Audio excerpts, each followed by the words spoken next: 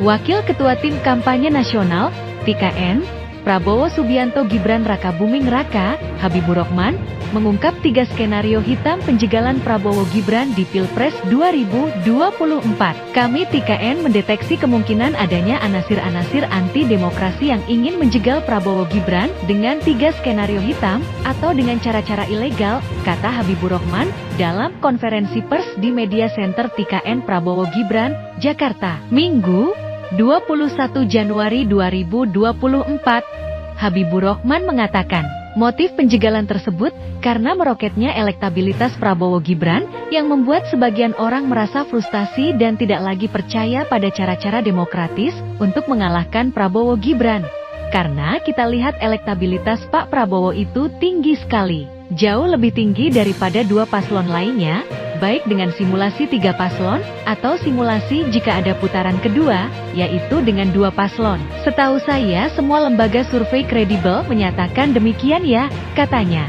Habibur Rahman pun membeberkan 3 skenario hitam penjegalan Prabowo Gibran di Pilpres 2024. Pertama, dengan melakukan kecurangan terstruktur, sistematis dan masif, yang merugikan Prabowo Gibran. Habibur Rahman mengatakan, kecurangan tersebut antara lain dilakukan dengan menggunakan kekuasaan kepala daerah atau kementerian atau lembaga yang pejabatnya berafiliasi secara politik kepada parpol tertentu yang mendukung paslon tertentu. Fenomena ini, kata dia, terjadi di berbagai provinsi di seluruh Indonesia. Ini contoh yang terbarunya antara lain adalah dugaan penggunaan APBD Kota Semarang untuk pengadaan motor Vario warna merah yang identik dengan warna parpol tertentu. Yang kedua, dugaan mobilisasi ibu-ibu Dharma wanita untuk menghadiri senam bersama istri calon presiden tertentu di Sulawesi Utara tanggal 17 Januari 2024 yang lalu, kata Habib. Lalu dugaan dimanfaatkannya petugas pendamping desa dari Kementerian Desa untuk menjadi tim pemenangan salah satu paslon, di mana kami mendapat informasi terakhir bahwa kalau ada petugas pendamping desa tidak berkenan mendukung paslon tersebut, maka SK-nya tidak diperpanjang. Lalu, juga kemarin ada berita soal surat suara yang sudah tercoblos paslon tertentu di Taiwan, imbuhnya titik isu pemakzulan presiden. Kedua, dengan meniupkan isu pemakzulan Presiden Jokowi, Habibur Rahman mengatakan ada pihak yang dengan sengaja membangun narasi sesat bahwa Presiden Jokowi layak dimakzulkan, tetapi tidak mampu memberikan bukti apapun. Sebagaimana diatur pasal 7A Undang-Undang Dasar 1945, Habibur Rahman mengatakan, seorang presiden bisa dimakzulkan karena melakukan perbuatan melanggar hukum atau tidak lagi memenuhi syarat sebagai presiden. Ini dua-duanya secara rinci tidak terpenuhi.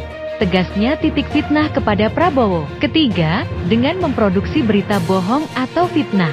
Salah satunya melalui peredaran masif koran Aktum yang isinya memfitnah Prabowo. Habibur Rahman mengatakan, pihaknya mendeteksi koran tersebut sudah beredar setidaknya di 20 kota besar di seluruh Indonesia. Mereka juga menghembuskan adanya menteri yang ingin mengundurkan diri dari kabinet Pak Jokowi. Ada juga mereka menghembuskan berita ya, yang intinya ingin mengadu domba antara prajurit TNI dengan masyarakat sipil, imbuh politikus Partai Gerindra ini. Alih-alih membalas kecurangan, fitnah dan berita bohong, Habibur Rahman menyatakan TKN akan menempuh jalur hukum untuk menghadapi persoalan ini. Pihaknya pun meminta kepada pihak terkait, baik Bawaslu, DPP, kepolisian agar menangkal 3 skenario melawan hukum ini.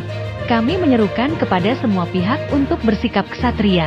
Kalau memang tidak sepakat dengan gagasan Prabowo Gibran yang pro-rakyat, ya lakukanlah cara-cara yang tidak bertentangan hukum dan konstitusi. Sekali lagi ini memasuki 20 hari terakhir ya menjelang coblosan. Kami berharap pemilu ini bisa berjalan dengan damai, luber, dan jurdil, kata Habibur Rahman.